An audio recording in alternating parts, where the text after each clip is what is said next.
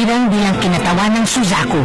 Sa tulong ni Hotohori, ipinatawag nila ang lahat ng namumuno sa literatura at pakikidigma upang makita ang 5 pang natitira sa 7 tagapagtanggol. Subalit nang subukan niya mga kandidato, bumagsak ang pagodang kanyang kinalalagyan. Iniligtas ni Tamahome si Miyaka dahil sa likod ng binata bumagsak ng malalaking kahoy. Bigla namang dumating ang isang taong nagligtas sa kanilang dalawa. Ito ay si Korin, kabilang sa harem ng emperador at may tatak ng willow sa kanyang dibdib. Binaliwala ni Korin ang kanyang lugar sa lipunan dahil makailang ulit ng hinamak ang pagkatao ni Miyaka, ang Suzaku.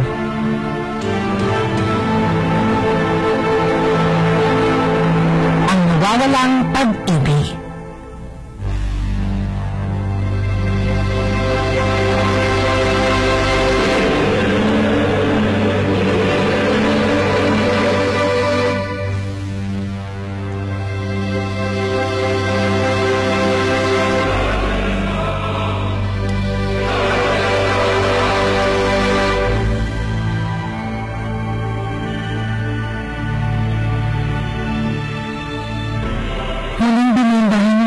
Si Tamahome ang sugatang binti ng Suzaku at sinubukan pagalingin ito.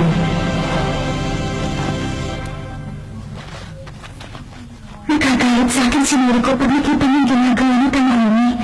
Bakit ba parang may mali akong ginagawa? Masakit pa? Pwedeng magtanong, mahal mo ba si Noriko? Hindi mo. Kakikilala ko pa lang sa kanya. Isa pa hindi siya ang tipo kong babae. Sigurado ka? Alam ko na kung anong tawag dyan. Nagsiselos ka kay Noriko, hindi ba? Ha? Kasalanan ko ba kung ipinanganak akong magandang lalaki, makisig at kakit-akit pa?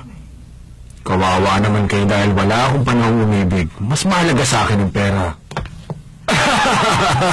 Naman, hindi na ibig ko sabihin!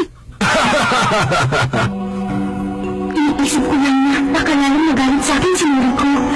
Hindi talaga ako nagsiselos. Hindi ka ba titigil sa katatawa mo dyan? Ano ba?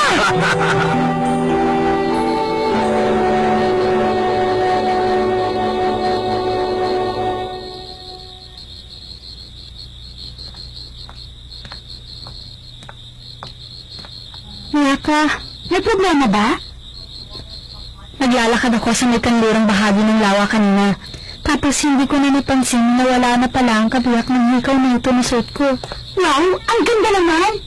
Ibinigay sa akin ito ng aking ina bago ako inatasang pumasok sa harem ng emperador. Gamit pa ito ng kanininuan namin. Talaga? Ang bato nito ay kumikiling sa dilim. Kaya ngayong gabi ang pinakamabuting oras para hanapin to. Kaya lang ang aking mga dama ay takot naman sa dilim. Kung gusto mo, ako na lang ang maghahanap sa may lawa. Pero Miyaka, alam kong mahalaga sa iyo ang hikaw mo yan dahil minahal mo ba yan sa iyong ina. Huwag ka mag-alala, akong bahala maghanap. Ha?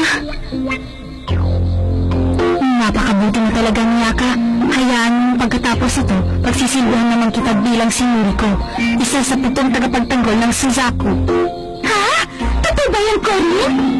Sige, dito ka lang. Pangako, makikita ko katayos ang hikaw mo.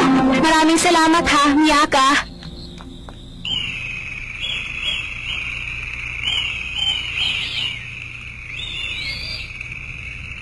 Ano?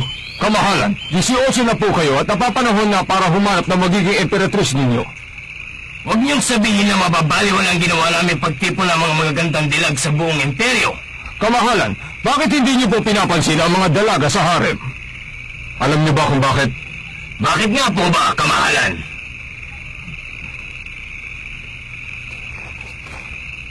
Dahil mas maganda pa ako sa kanila. Ha? Biro lang. Sinabi ko na nga ba eh. Ang dapat kong pagtuunan ng pansin ay ang imperyo at ang mga mamamayan nito. Darating na lang yung emperatris kung talagang pinadhana. Siya nga naman. Oo nga pala, hindi ba kayo interesado sa babaeng ang pangalan ay Noriko? Baka nakakalimutan mo na isa siya sa 7 tagapagtanggol ng Suzaku. At isa pa, may itinatangi na akong babae sa isip ko. Palagi ko siyang napapanaginipan mula pa nung bata ako. Itinatanging babae? Talaga! Miyaka, bakit hindi ka pa nagpapahinga? Gabing-gabi na. Kasi Kasi may pinapakiusap sa akin si Noriko kanina na gawin ko daw ngayon. Bakit? Hindi ba kayo magkasundang dalawa? May nakapagsabi nga pala sa akin na pinahihirapan ka raw ni Noriko. Ha? Sige, iuutos ko na maging mabait siya sa'yo. Sigurado hindi siya susuway sa utos ng isang emperador. Hindi na nababago ang puso ng tao kahit na iutos ng tao. Gusto ko makipagkaibigan sa kanya nang hindi nangyayari ng tulong sa iba. Kaya dapat lang ako may unang gawin para maging kaibigan siya. Sige, alis na ako ha?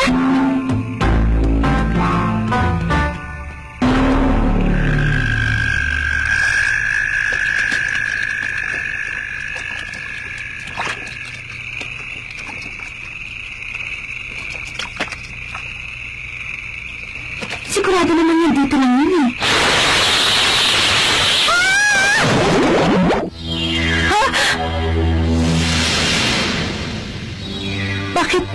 Bakit pati ako nabasahin? Naman, hindi ako makagalaw. Hindi ako makahinga. Tanaw na eh. Miyaka! Naramdaman ko na tinatawag ako kanina ni Miyaka. Baka may nangyayaring masama sa kanya. Talagang walang isip. Biro niyo, pumunta siya ngayong gabi sa Maylawa para lang sa wala. Ni hindi nga ako pinapayagang lumabas sa aking silid, kaya paano naman ako pupunta doon?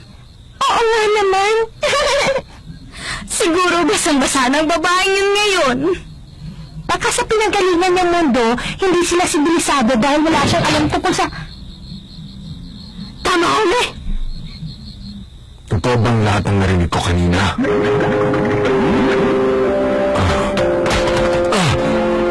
Ano ka ba? Bitiwan mo ako, babaeng Hercules! Hindi ako makakapayag na puntahan mo siya ngayong gabi! Ano bang problema mo? Gusto na makipagkaibigan sa'yo ni Miyaka. Napakahirap ba nun? Naiinis ako sa kanya dahil kinuha niya para sa kanyang sarili ang emperador pati na ikaw. Mag-iisang taon na ako dito sa hari pero kahit kailan hindi ko nakuha ang atin siya na emperador.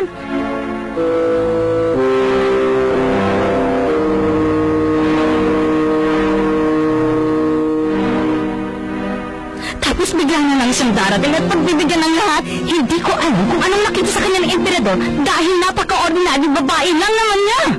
Pinilit kong ilayo ka sa kanya para makaganti. Kaya pala...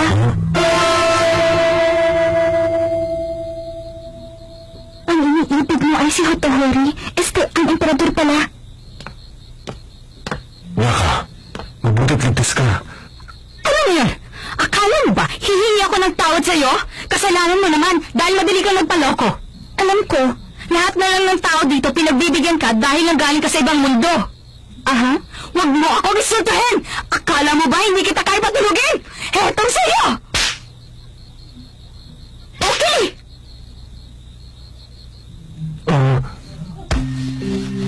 Hindi ko nakita ang hikaw mo, pero etong nakita ko. Eto oh! Hindi mo ako dapat pagsilosan.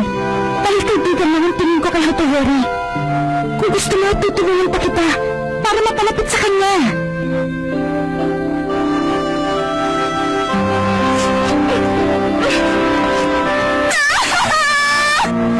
Ngayon, alam ko na. Hindi pala si Tamuhan ang iniibig ni Noriko. Hindi ko malaman kung anong papel ko dito. Anong sabi mo? Mas mabuting alam mo na may isang babaeng nagmamahal sa'yo at nasa paligid lang siya. Kung bubuksan mo lang ang puso mo, tiyak na makikilala mo siya kagad.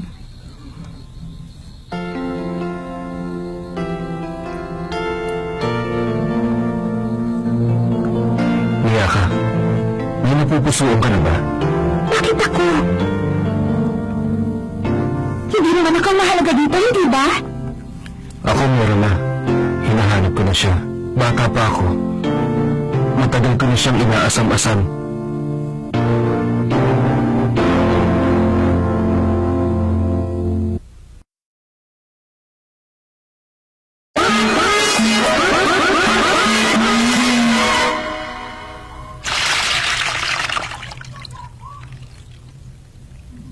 Ha? Bakit biglang-bigla na lang natuyo? Ha? Ipinagtapat ng emperador ang tingin ng nararamdaman para sa ganyan.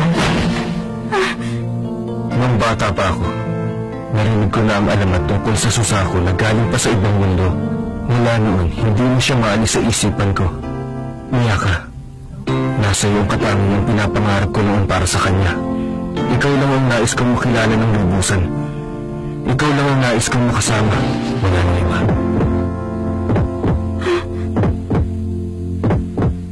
Talahome.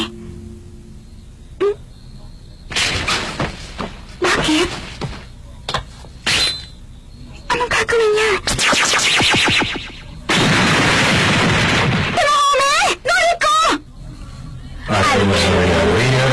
Ano ginagawa ng dalawa dito? Nandito kami para sunduin si Miyaka. Hindi niyo ba alam na malaking kaparusahan ang kapalit ng ginawa niyo? Huwag kayong mag-alala. Pinahihintulutan ko kayong pumasok sa aking silid. Salamat po. Hotohori, babalik na ako sa aking silid. Miyaka, lahat ng binitiwan kong salita sa iyo ay totoo. Sinabi mo na gusto mong bumalik sa iyong mundo. Subalit pagkatapos ng ating misyon, naisa na kitang naging kabiyak ng aking puso. Hindi mo pwedeng gawin yun! Huwag kang mag-alala. Hindi ko iniutos. Alam ko na hindi ko mababago ang puso ng tao kahit na iutos ko pa. Ang magagawa ko lang ay hingi ng iyong pag-ibig para sa akin. Dito ko na matulog sa aking silid. Hindi ako makapaniwala. Gusto niya akong mapangasawa.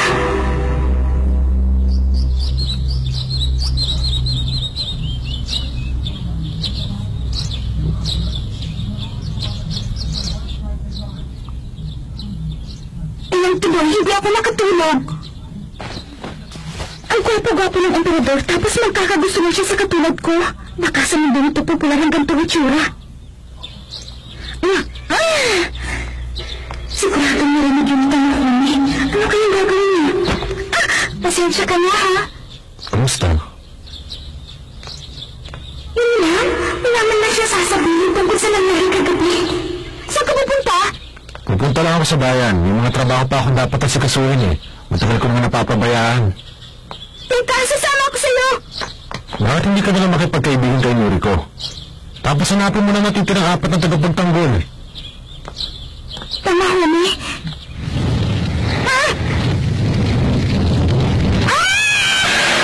Miyaka! Noriko! Ang sinabi mo, kaibigan mo lang si Hotohori. Bakit kailangan mo pang magpalipas ng gabi sa kanyang silid? Hindi kita mapapatawad. Ano ka, Noriko? Abihin mo, katama mahal ka! Malapit ko na sana siya maging ibigan. Tapos sabi ni Yasuk pa. Bakit naman ganun ang inasa ni Talahome? Kung magsalita siya, parang wala kang pinagsamahan. Nung wala siyang sinabi tungkol sa nangyari kagabi, wala na akong halaga sa kanya. Basta!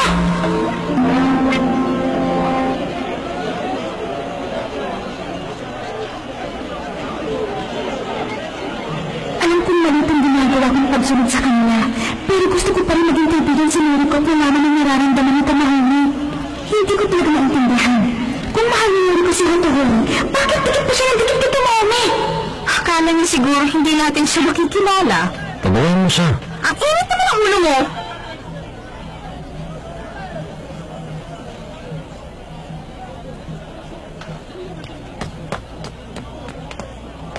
Mga kaibigan, makinig kayong lahat. Malamang ang narinig mo na tungkol sa nahirang na dalaga upang kumatawan sa Suzaku, hindi ba? Eh ano ngayon? Ang babaeng nahirang ay hindi nagmula sa ibang bansa o sa malayong lugar. Hindi siya nagmula sa mundong ito. Ang babaeng nahirang ay nagmula pa sa ibang mundo.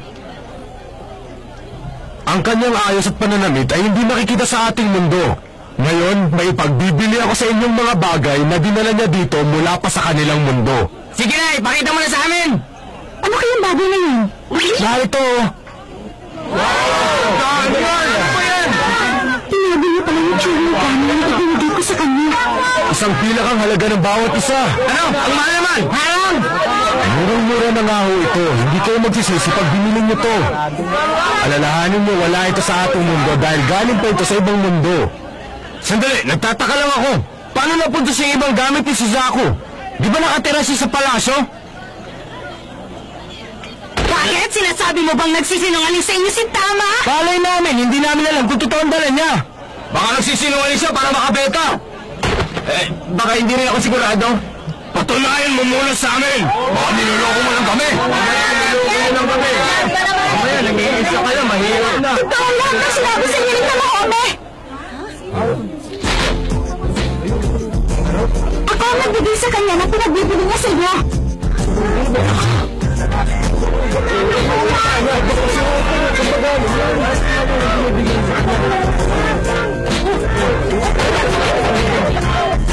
Huwag po kayo magkakagulo. Kung gusto niyo magpapirma, pumila lang po. Kung gusto mo naman makipagkamay, magbabayad kayo. Kailan ba kita naging manager?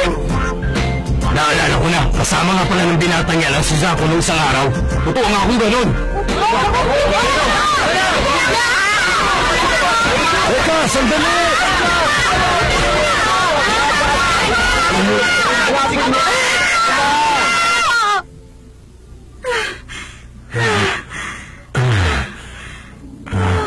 Siguro naman ligtas na tayo ngayon. Oo nga.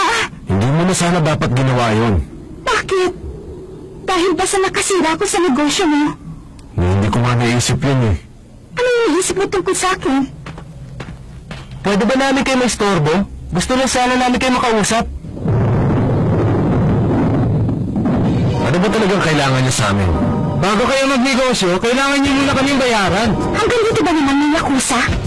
Wala kaming pera. Kung ganun, gusto mo palang masaktan pang kasama mo.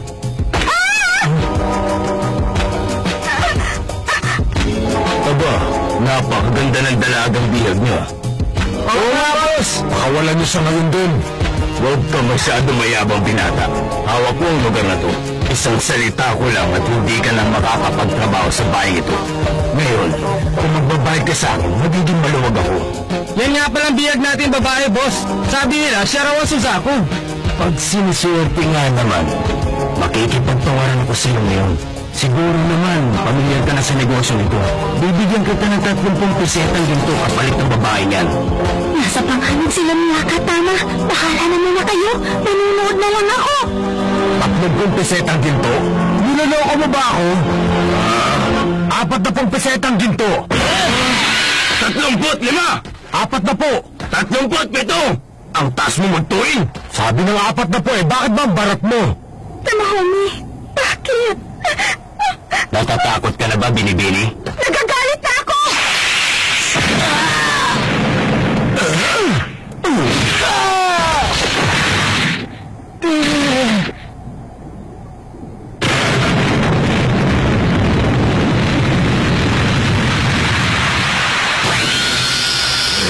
Pangahas! Pagsisisihan mo yung ginawa mo, wala nang ibang makikinabang sa kanya!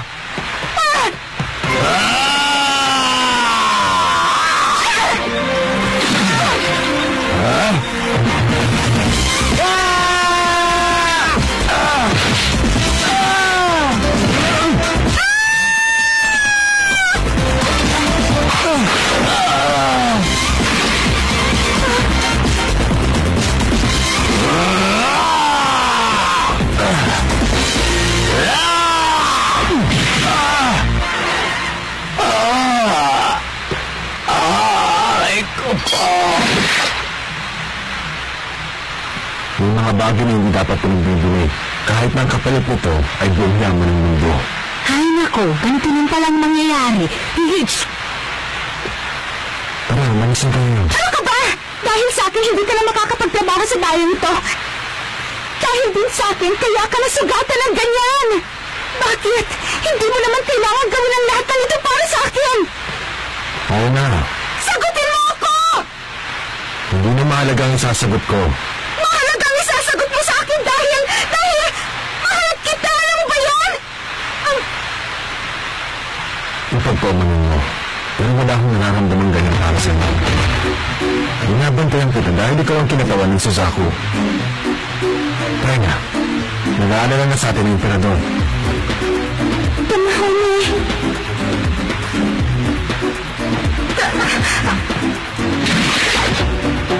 Pagkatapos mo iligtas ang Suzaku, bigla nilang itong mga dahil sa taas ng kanyang. Ano nangyari sa'yo, Miyaka? Sumagot ka, Miyaka! Ano nangyari sa'yo?